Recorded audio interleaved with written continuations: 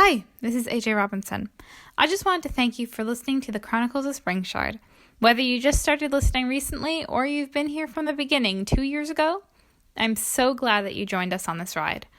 Unfortunately, this will be the last episode of Spring Shard ever. But don't worry, just because the story is over doesn't mean the magic is too. So sit back, relax, and enjoy the series finale of Chronicles of Spring Shard.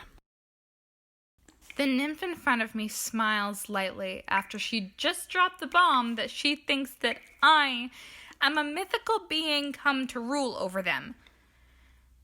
You think I'm the true ruler of old? I don't think I know. Taryn, you are capable of things no one else is. Explain that to me. No. I am not magic in any way. That's exactly why I know it's you. We're looking for the real hap of the true ruler. You have no magic, but you will. I take a staggering breath before sinking to the ground. Magna places a hand on my shoulder comfortingly. I know this must be a lot for you to take in. I'll leave you for now. I look at her as she dissolves into leaves and petals and floats away on a breeze away from the cave pool in front of me. I sit in the silence of occasional dripping and the distant wind. Shafts of light filter in from above, and bioluminescent lights light up the pool in a glowing blue. I pull off my brown boots and inch my way to the water. I allow myself to dip my feet into the water up to my ankles. The cool water seems familiar and comforting, and I let my mind wander from this moment. I'm not a magical being meant to stabilize a bond of mythical beings to the real world. I am an average person from Salmon City River. I'm a reporter, not a ruler. As I sit in the comfort of unimportance, the center of the pool starts to bubble and glow with a warm orange. As I look at it closer, it moves toward me. Soon it's only a foot away from me. I pull my feet out of the water and squat next to the pool. Finally, the moving glow comes to a stop at the edge. A head with long blonde hair that is shockingly dry pokes out of the water. She giggles and a goldfish-colored tail slaps the water playfully. Hi, Taryn. If I'm remembering correctly, all of the books and stories Old Leg told me told of a mythical realm of magic run by several clans. 5 to be exact.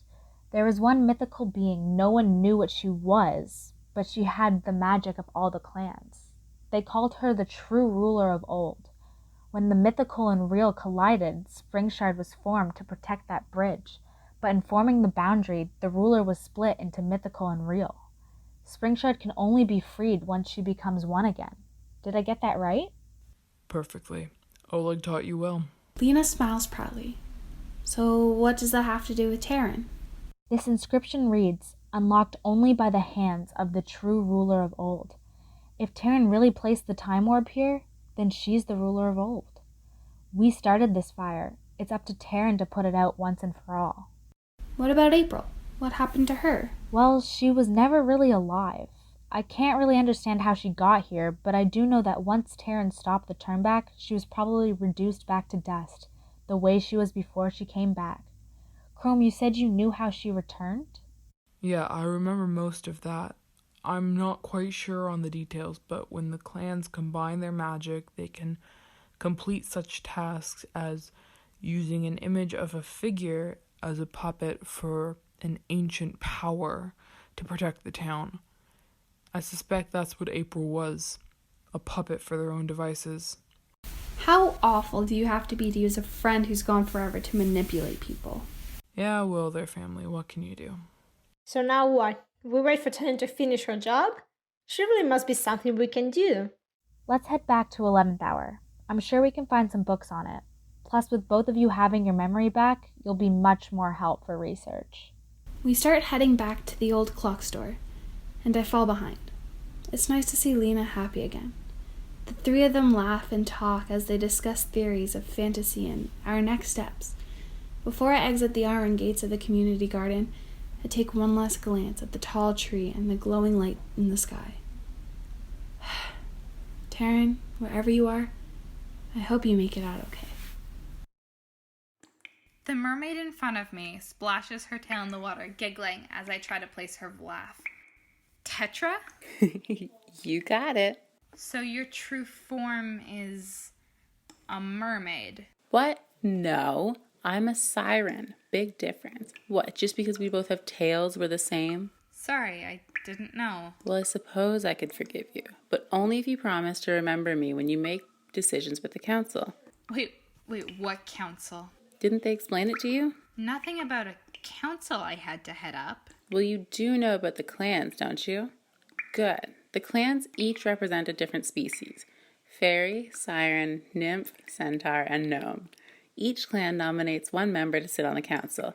We make the decisions for the mythical realm and control the connection to the real realm. We cause the turnback and all the changes. Isn't that neat? I'm still not seeing where I fit into this. Well, before she disappeared, the true ruler of old was the head of the council.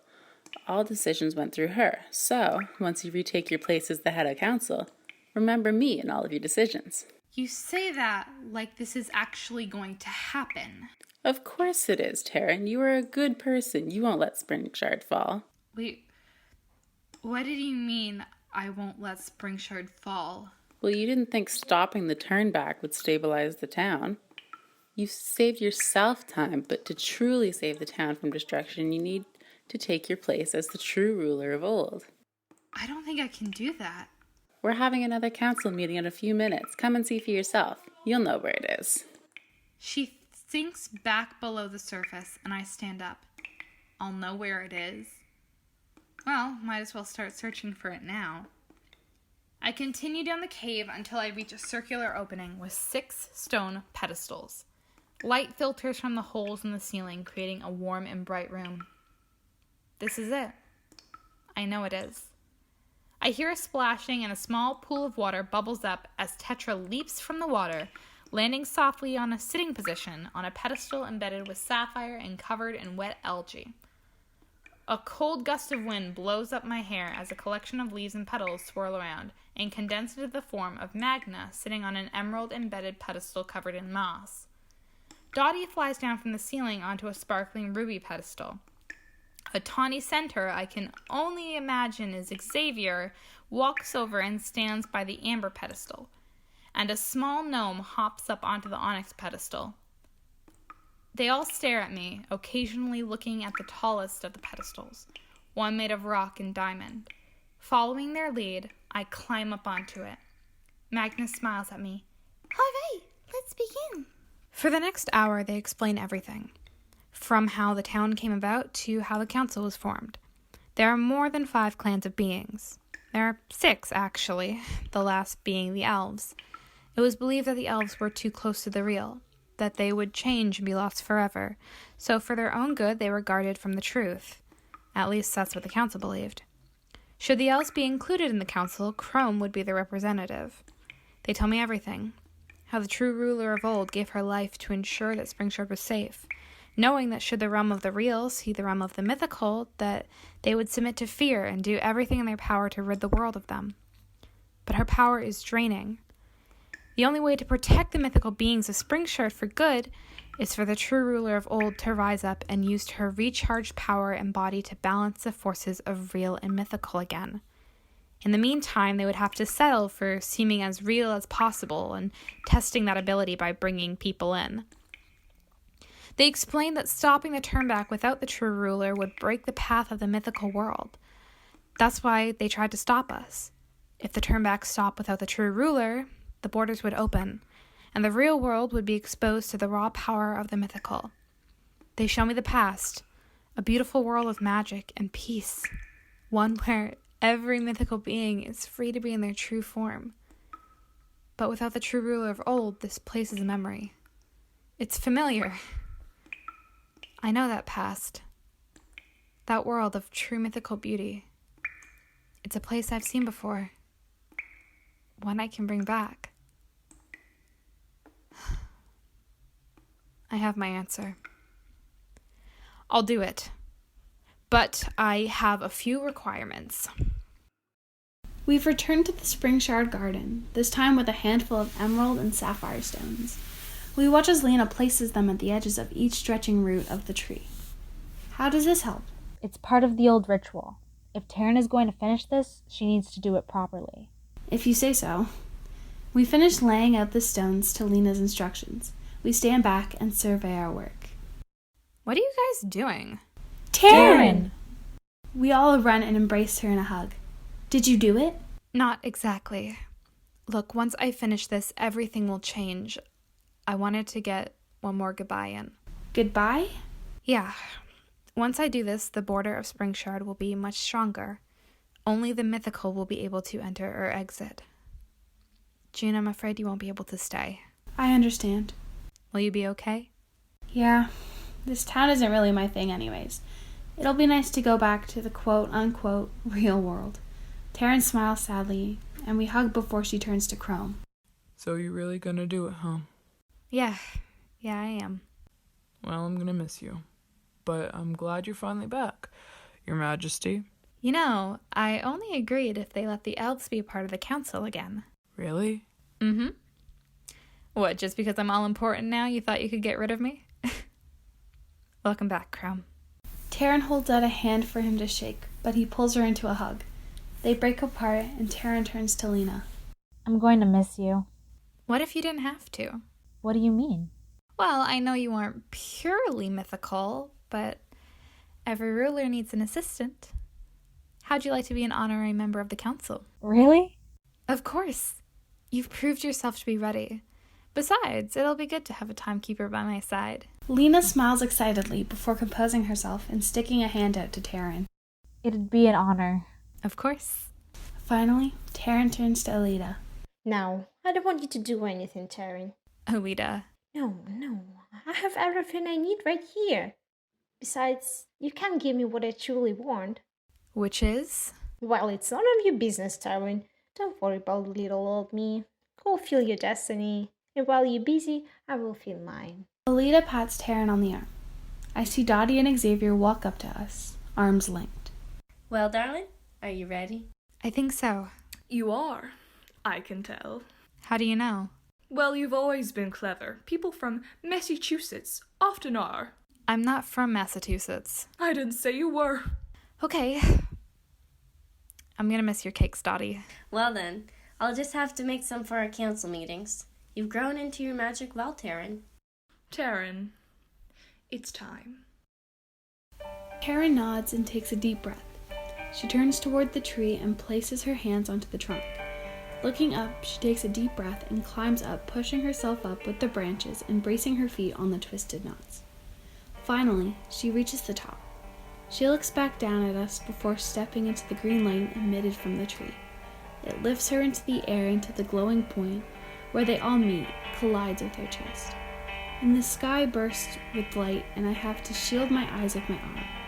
Her left hand starts emitting a red light, her left blue, her left foot starts glowing a bright orange, and her right glows with black beams of light. Around her head, she seems to have a halo green light. Each color works its way to her chest, where they burst into a bright white light. The light dawns down enough for us to see. Her skin is almost glowing, her hair floats gently around her face, and she is now dressed in loose white and gold robes, embedded with diamond. The air around her glitters like crystal. Finally, she opens her eyes, and a burst of light, even greater than the last, shines over the town. I cover my eyes with my arm. And then it's over. All is silent. I remove my arm and find that I am no longer standing in the community garden in Spring Shard.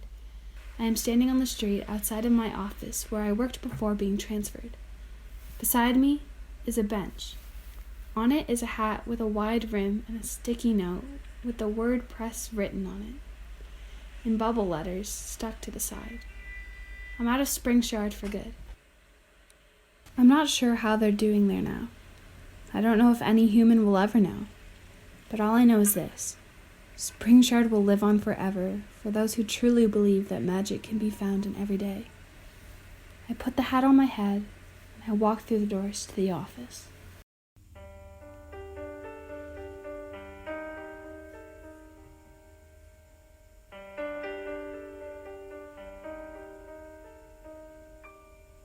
Oh boy, final credits.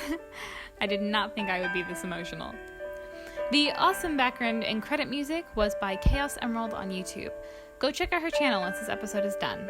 In fact, if you're listening on YouTube, I'll even give you a link in the description below.